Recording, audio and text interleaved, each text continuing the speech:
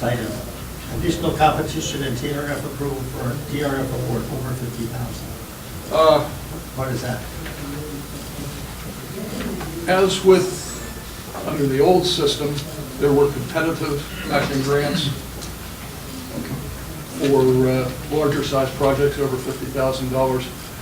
There is still an additional level of scrutiny given to projects whose awards are over $50,000 awards, emphasize, from the foundation. And they will be reviewed by the foundation trustees 3 times a year, passed and massed. Clubs that you partner with when you're doing a global grant do not have to be within Iowa, they can be with in other states also, correct? And it's even advantageous to the project that they be from another district because of the finite amount of DEF District 6000 has to contribute. If you can get a club from another district whose district matches their contribution, you can leverage up your monies very nicely. Other questions? Okay. Excuse me, Bill. Has everyone received one of these? We mentioned the necessity of attending grant management seminars. If you haven't received one of these, the dates are on here, so you can already start planning. That's the first thing. I'd like to have Doug and Don and Cal. Could I just say something about grant management seminars?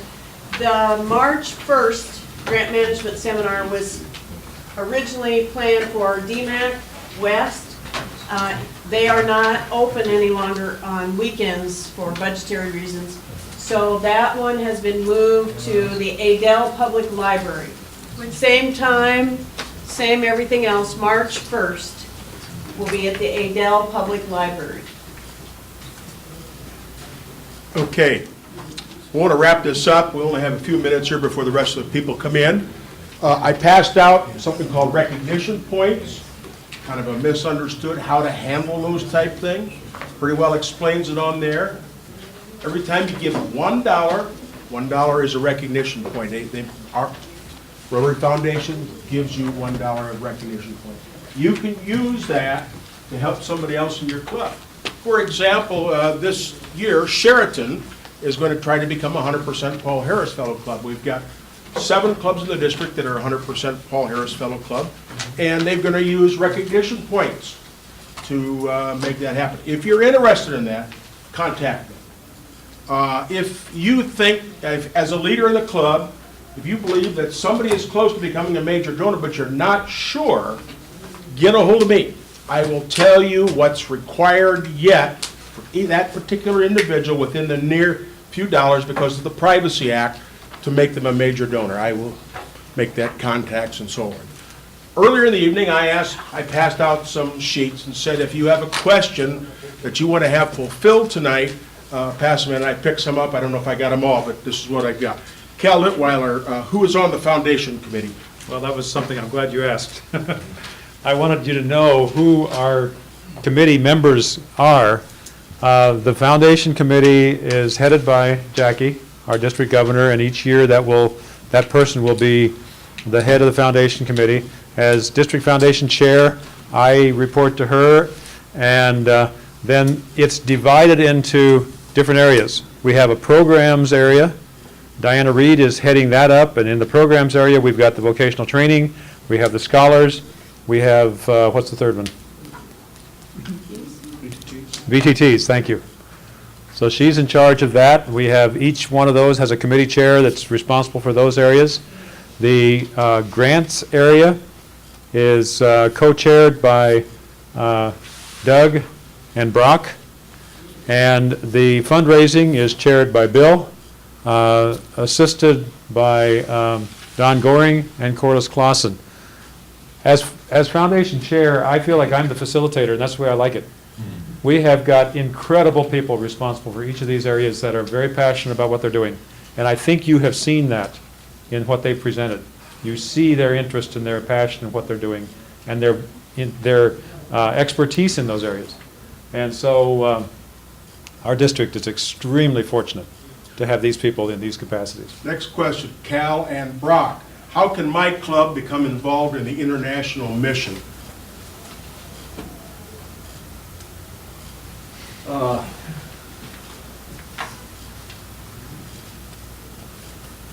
My favorite way to get involved in an international project is go to an international project fair. And several are held around the world every year. West Africa, one is coming up next month. So it's probably a little late to get a visa for, is it Burkina Faso, I think? Nonetheless, Mexico in late January, early February. Guatemala in late January, early February.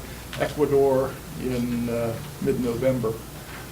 And all of those project fairs are publicized in district email publications. If you're attending the international conference, meet your peers at a project seminar there. Exchange students have gone back to their country and provided their hosts in the U.S. with great ideas about projects. As you're traveling, visit a Rotary Club. Just some thoughts.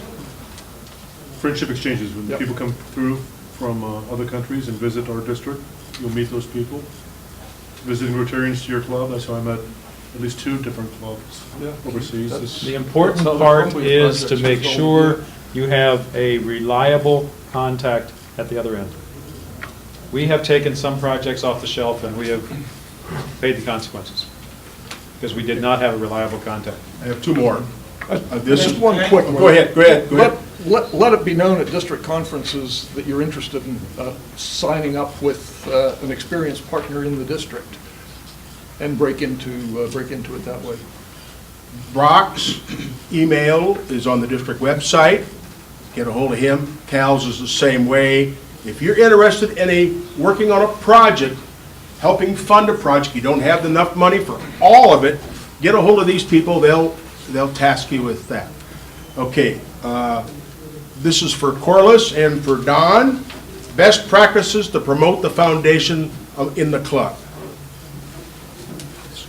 Well, I suppose I'd say the number one thing would be give yourself and use yourself as an example. Lead by example. That's the main thing. Pretty hard to tell somebody to do something that you don't believe in or don't do. So I see the clubs that have done real well in the foundation have strong leadership, and they have strong leadership who have believed in the foundation and contribute to the foundation. I guess the other thing is share some examples of what's happened. You know, both in your own community and what the district has accomplished throughout the world. Okay, good. Last question Cal has. How will District 6000 develop humanitarian global grant partnerships with other districts? A lot of that is through contacts, people that you know. If you're working on a project and you know somebody in another district, send them an email, give them a call, ask if they'd be willing to partner with you. How does District 6000 giving to the foundation compare with other districts?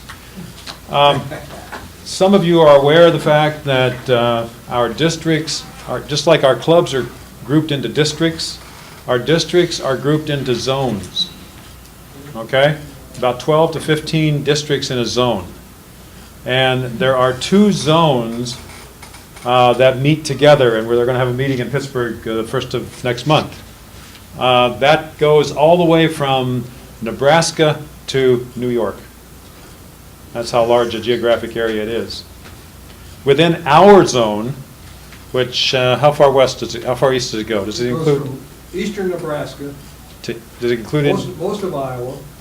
There's a little section of the western part of Iowa. 3 districts in northern Illinois, all of Wisconsin, all of Minnesota, North Dakota, and a chunk of Canada. And in that area of what, 12 districts? 12 districts. Our district cannot get over the number 1 district. We're always number 2, but we are number 2.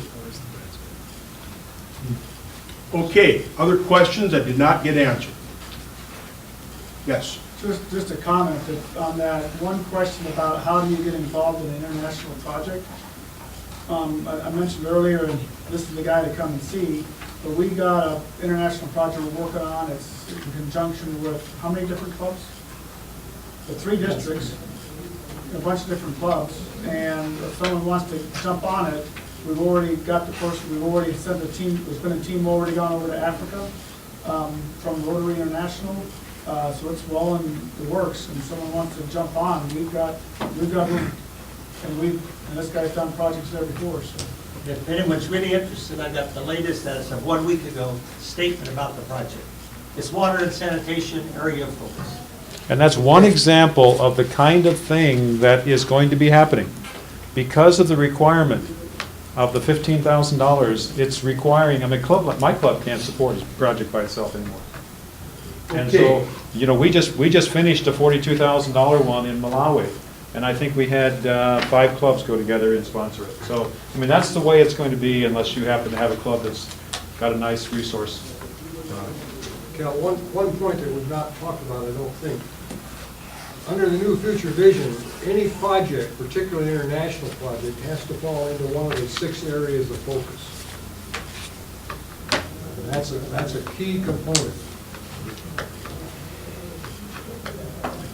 All right, Jackie's going to have the other crew come in a minute. I have something for every one of your clubs, so if one of the leaders want to stop up here and pick it up before you leave.